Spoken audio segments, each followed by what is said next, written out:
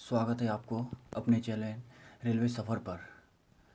Railway exam pattern, railway ELP technician की exam pattern और exam syllabus के बारे में आज चर्चा करने वाला हूं। रेलवे ईएलपी की एग्ज़ाम, ईएलपी और टेक्नीशियन, इन दोनों की एग्ज़ाम दो चरणों में कराई जाती है, जो कि पहला CVT 1 होता है। इस CVT 1 में टोटल 100 मार्क्स के क्वेश्चन होते हैं।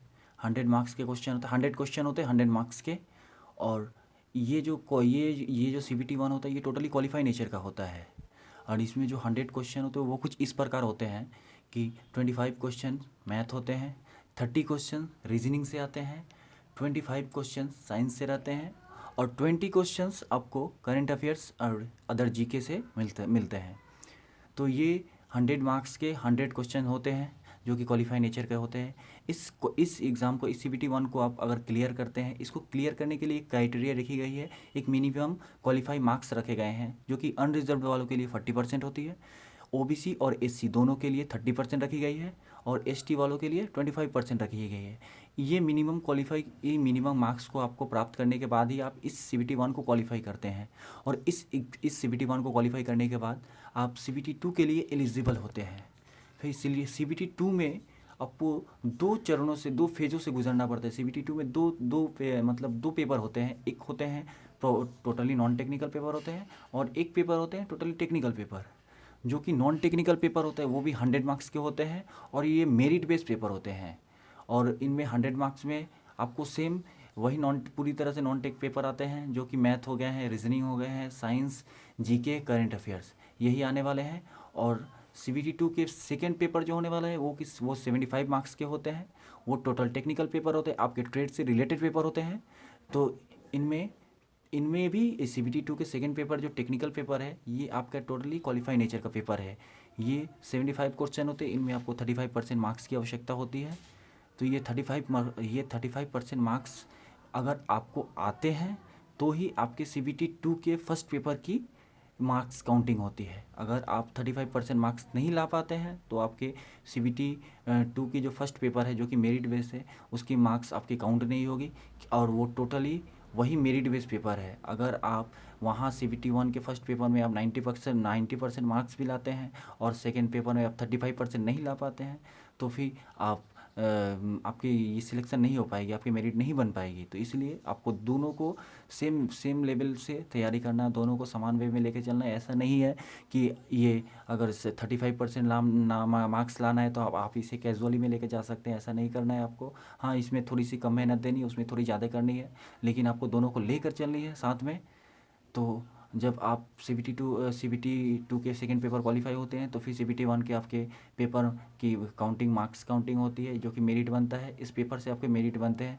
जब आप इसके बाद CVT 2 का कंप्लीट होने के बाद आपका एक मेरिट निकाले जाते हैं, जो कि जिसमें इस CVT 2 के लिए भी मिनिमम क्वालिफिकेशन में आपका मिनिमम मार्क्स जो होते हैं अनरिजर्व के लिए 40% होते हैं, SC OBC के लिए 30% होते हैं, ST वालों के लिए 25% होते हैं।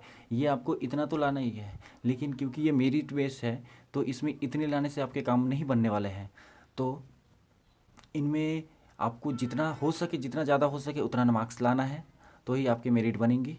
तो CVT 2 कंप्लीट होने के बाद एक मेरिट निकाली जाती है, जो कि CVT 1 के दोनों पेपर में जो क्वालिफाई बंदे हैं उनके एक मेरिट लिस्ट निकाली जाती है, जो कि ऊपर की तरफ से मेरिट होते हैं, जो कि जिनके ज़्यादा नंबर होते हैं उनकी एक मेरिट निकाली जाती है।